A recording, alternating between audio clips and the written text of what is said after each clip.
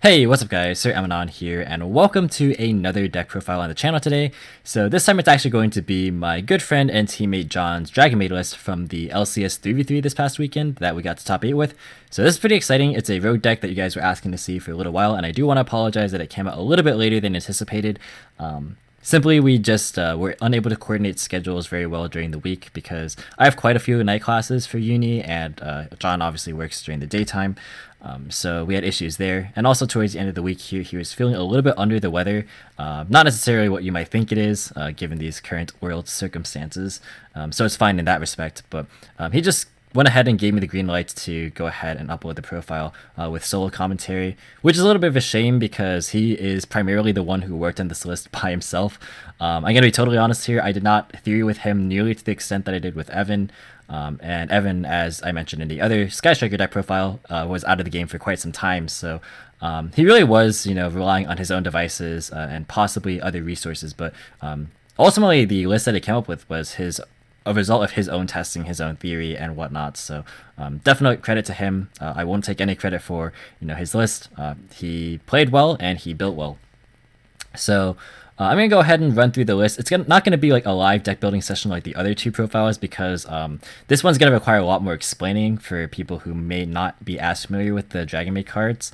I imagine that a lot of you guys who are familiar with the cards or who are interested are already familiar with the cards, but for those guys who might be new or just kind of wondering what the heck this deck even does, I'm just going to go ahead and kind of run through the basic strategy and the card choices and everything. So if you guys don't know what the general strategy of a list like this is, basically the idea is to use the small Dragonmaids to get advantage on summon. They all have an on summon effect that generates pluses to some degree.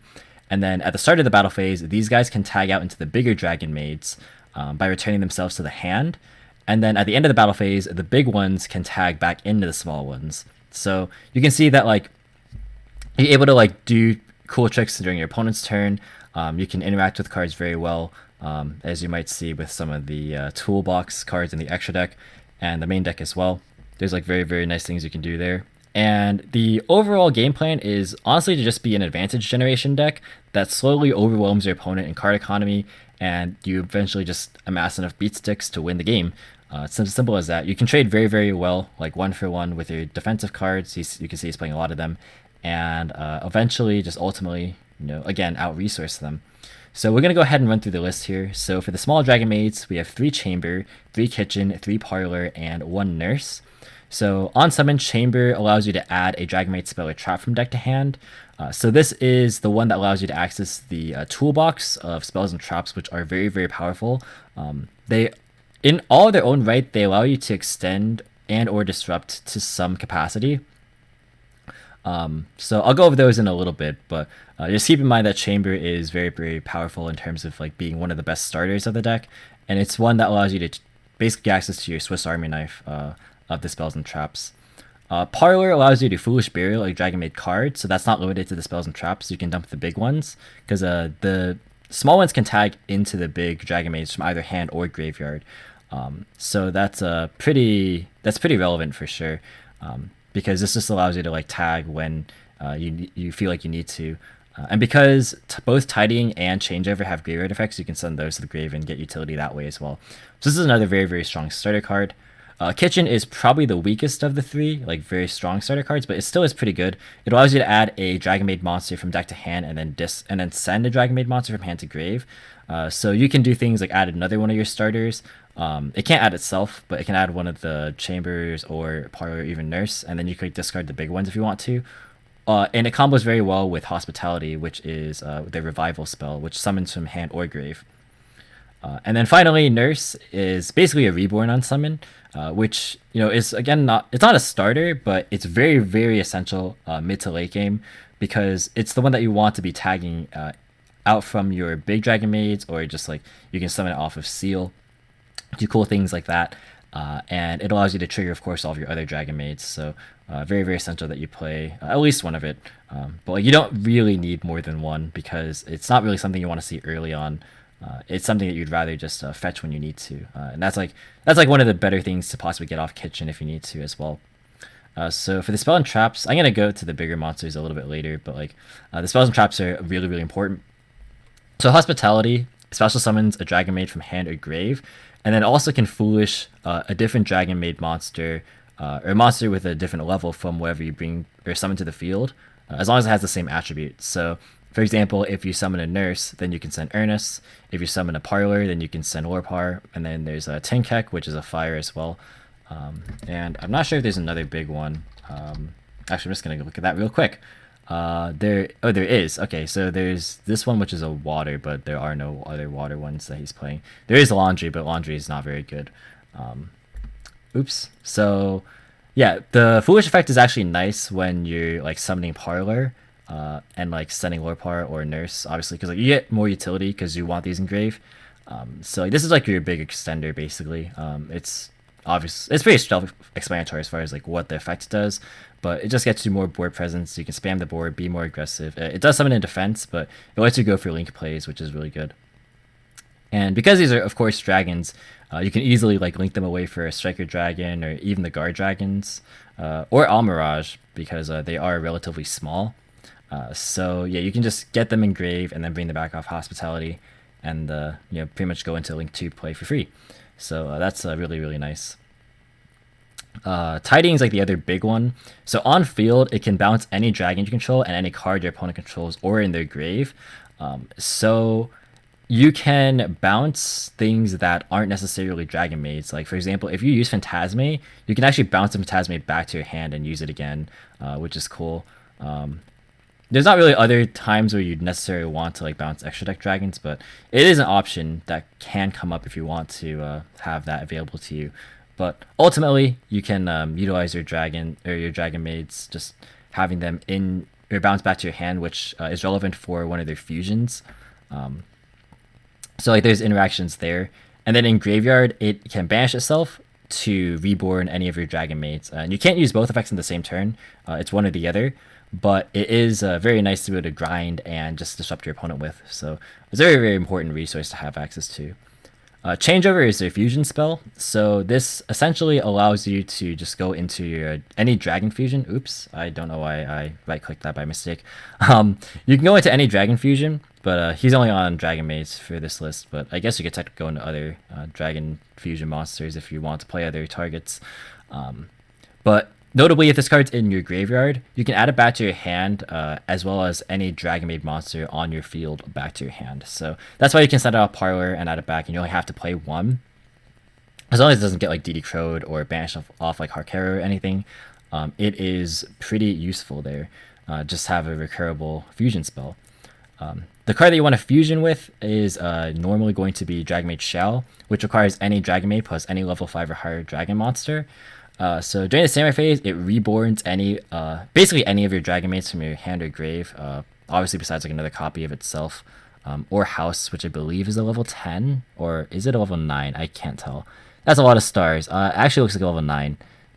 Yeah, it is level 9. So yeah, you can actually bring back House with it. I am mistaken there. But Shao is basically an Omni Negate, and then after you destroy your opponent's card with it, you return it to the extra deck, and then special summon a House from your extra deck. So that's how you get this out. You could fuse with it directly as well if you wanted to. But yeah, Shao gets you advantage every single turn. It's during both players' standby phases, which is another way to be able to just trigger your small Dragonmaid effects. So like, if you're able to make Shao turn 1 with like one of your smaller Dragonmaids, like maybe you opened one of the big ones and then you're able to like fuse freely, then you are able to just bring it back on your opponent's turn and then have resources for follow-ups. So it's very, very good.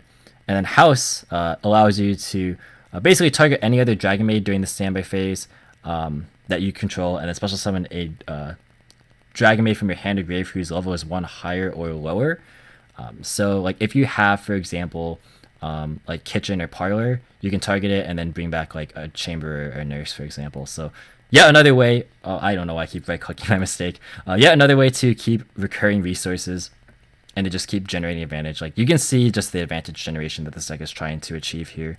And then also the interaction that this card has with Tidying is that if a dragon monster returns to your hand, you can target a monster your opponent controls and destroy it. That effect also isn't once per turn. So you can do interesting things with like the battle phase as well, like if you like bounce your obviously you bounce your Dragonmaids back to your hand at the start of the battle phase, and also with tiding, so you can get multiple disruptions that way as well. So yeah, these cards are like very very powerful. And then we'll get to the big ones. Honestly, they're not very very relevant. They both can't be destroyed by card effects if you have a fusion on your field, and then they have like very mediocre discard effects. Like they can discard themselves to either prevent your opponent's face-up monsters from activating its effects during the turn, which actually could be relevant. This one is like one of the better ones of the bigger garnets, because these are basically bricks to open with. And then this one can summon a level 4 from your hand, which is not like the most useful thing because you already have like hospitality and you can just normal summon them. But like these can occasionally come up.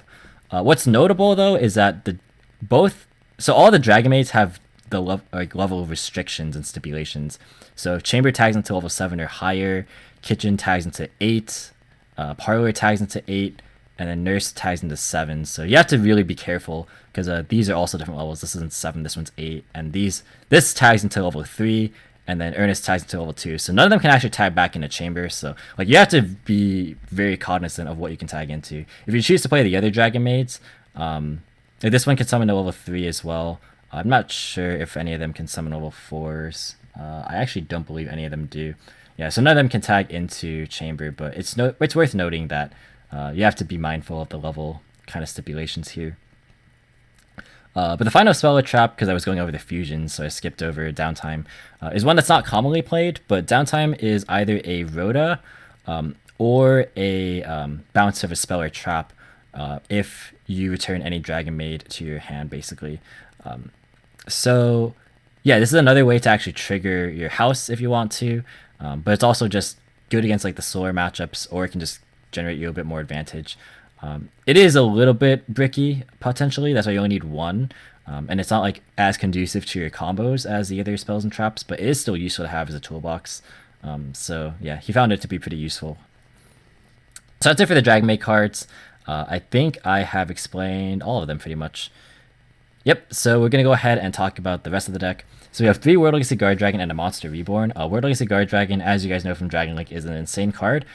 In this deck, it's also really, really good because it helps you make like Erratic Seal turn 1. And this card is like a +2, sometimes a +3 in this deck, because you can bounce a threat. You can sometimes even bounce the World Legacy Guard Dragon, of course. And then you summon like a nurse, and then you like bring back one of your Dragonmaids. You can like tag, and you can do all like the crazy stuff during the battle phase. And what's worth noting is that you can do this. You can do Seal. I'm just gonna skip to Seal real fast. You can use Seal at the start of the battle phase, and then like you can use its graveyard effect, and then like trigger these on summon, and then it's still the start of the battle phase, so you can still tag out. That's something that's something that is worth noting. So yeah, just be cognizant of that if you are playing against the deck, or if you want to pick it up yourself. And then the effective move is nice with the Guard Dragons, but the Guard Dragons are very, very much non-essential to the deck. They're like more luxuries than anything else. And then Reborn is also just like a nice extender. Notably, John chose not to play the Red MD package with like Black Metal Dragon and stuff that some people were opting to play. He just didn't really find it super necessary. He just thought that like the Dragonmaids by themselves were good enough, and he'd rather play like more hand traps.